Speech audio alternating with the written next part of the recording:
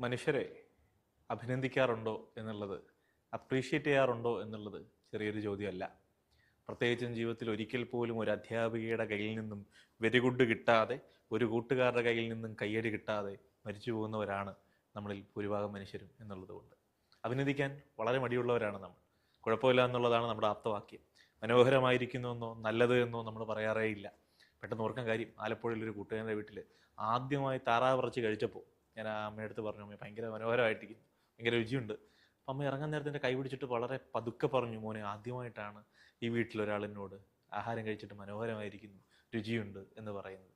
നമ്മൾ അമ്മമാരോടൊന്നും, നമ്മുടെ വീട്ടിൽ പാചകം ചെയ്ത മനുഷ്യരോടൊന്നും, നമുക്ക് അന്നമൂട്ടിയവരോടൊന്നും നമ്മൾ രുചിയുണ്ട്, നന്നായിട്ടുണ്ട് എന്ന് പറഞ്ഞിട്ടേ ഇല്ല.